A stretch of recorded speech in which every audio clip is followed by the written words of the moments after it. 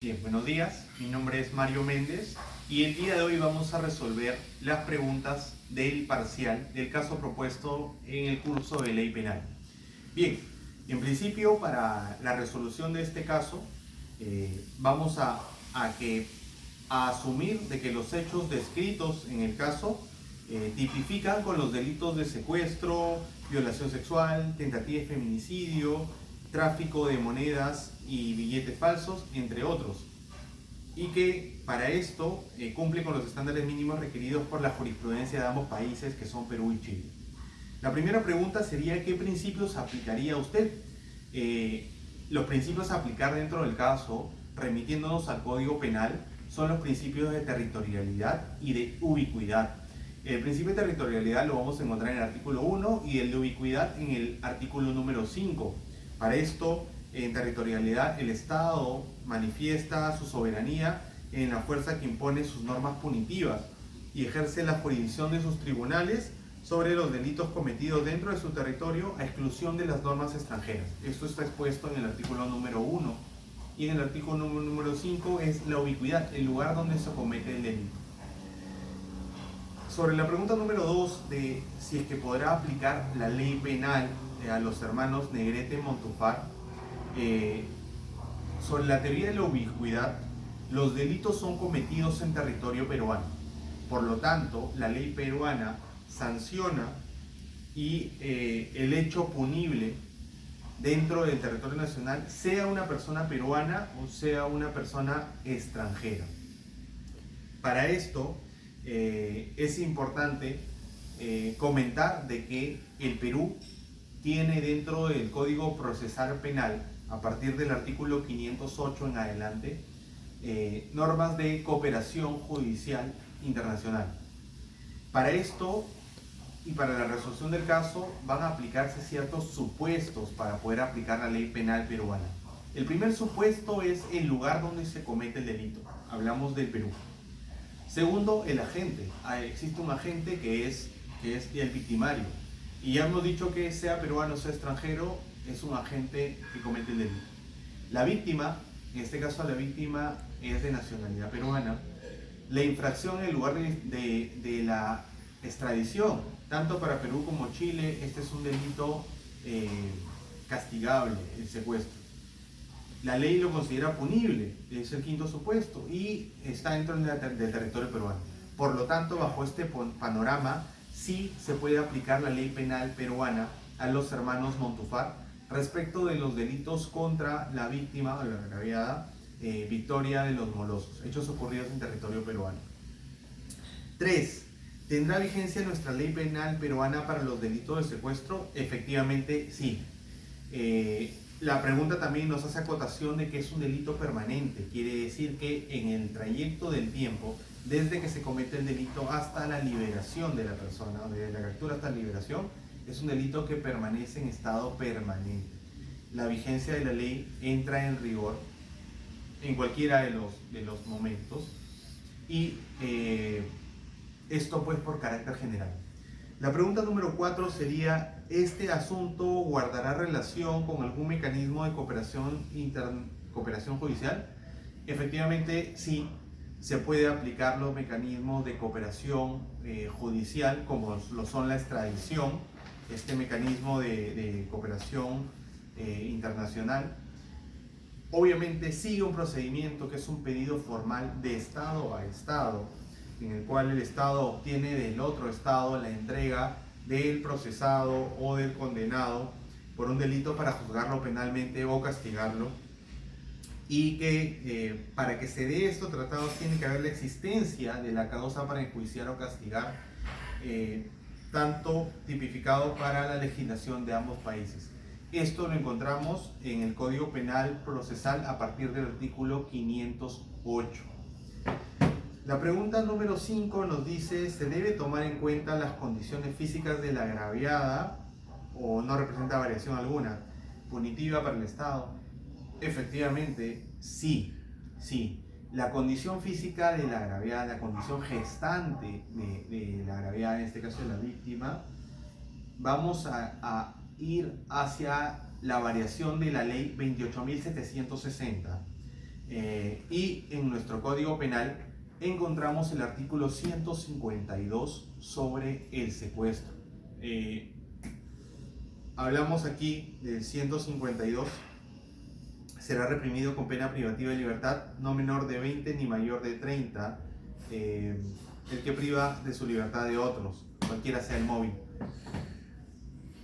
Ya hablamos de 20 a 30 años, más el agravante que lo considera la ley 28.760. Ahora, la pregunta nos lleva a una controversia grande, que es la participación del congresista Venancio Rivadeneira. Respecto a esto, nos hace la pregunta de que si ha sido correcta o no la intervención del congresista Venancio Rivadeneira por parte de los carabineros chilenos. Hablando de que el delito se cometió en flagrancia, efectivamente es válida y es correcta la intervención de los carabineros chilenos, porque hablamos de un delito monetario tipificado en el artículo 254, el cual nos habla del tráfico de monedas y billetes. Bien, ahora, se le puede detener por esto y procesar por otros ilícitos.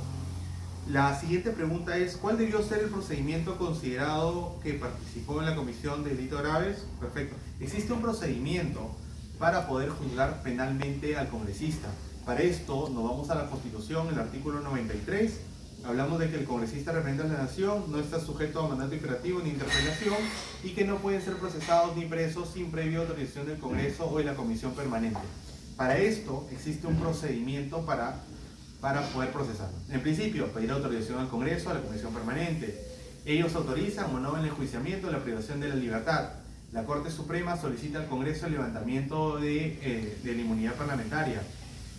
La Comisión Calificadora evalúa la solicitud, cita al congresista, le da 60 minutos para establecer su defensa, se convoca a sesión extraordinaria del Pleno, el Pleno vota por el levantamiento y se requiere de una cantidad de mínima de la mitad de votos más uno.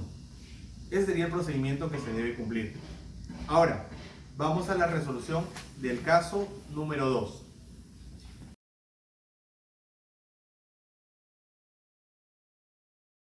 Bien, en el caso 2 hablamos de también la resolución del caso, que es la tipificación del delito de estafa.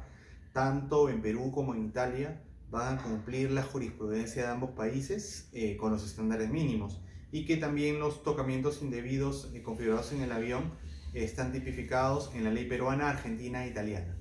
La pregunta A sería si es que sería posible que en el caso aplicar la ley peruana. La respuesta es sí. Hablamos en el caso número 1 y también acá ahora sobre el principio de territorialidad, en el cual está el artículo 1 del Código Penal. La base legal que sustenta la respuesta de aplicar la ley peruana, hablamos del artículo 196 del Código Penal. El 196 nos va a especificar el delito de estafa, en el cual el que procura para sí o para otro un provecho ilícito en perjuicio de tercero, induciendo o manteniendo el error al agraviado mediante engaño, astucia, ardid o forma fraudulenta, será reprimido con pena privativa de libertad no menor de 1 ni mayor de 6 años. En este caso, Dante utilizó el engaño y el ánimo de lucro, induciendo a que mediante el engaño generar pena para conseguir estos 20.000 euros. ¿Qué acciones habría que realizar? Pues solicitar la extradición a Italia para que proceda el proceso o el delito de estafa cometido en Perú. Bien, en el caso de considera la ley penal aplicable, explique los motivos. Los motivos lo vamos a encontrar en el artículo 1, en el segundo párrafo. Hablamos también de que se aplican en hechos punibles cometidos en naves o aeronaves nacionales o privadas que se encuentren en alta mar o en el espacio aéreo donde ningún Estado ejerza soberanía. Con esto queda resuelta la pregunta número 1. Ahora, respecto al delito de tocamientos indebidos, nos pregunta si es que es posible aplicar la ley peruana, italiana, argentina o brasileña. Sí es posible aplicar la ley peruana, italiana y la argentina, debido a que estos se encuentran tipificados como delitos en tal. Sobre el tema Brasil, no especifica nada del caso, no dice nada sobre este delito. ¿Qué país tendría jurisdicción preferente respecto a los hechos descritos? Debido a que la víctima es de nacionalidad argentina, bajo mi consideración,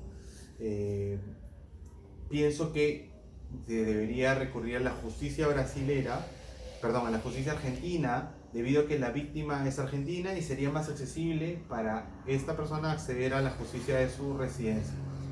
Tercero, ¿qué medidas deberían adoptar para asegurar el sometimiento a la justicia? Hablamos de que tendría que solicitar la extradición para procesarlo por el delito de tocamientos indebidos, dado que arribaría al país europeo, Italia. Solicitando extradición, basándonos en el artículo 508 del Código Procesal Penal y hacer todo el procedimiento de extradición. Con esto queda finalizado el parcial, la resolución de ambos casos y agradecemos mucho su atención. Gracias.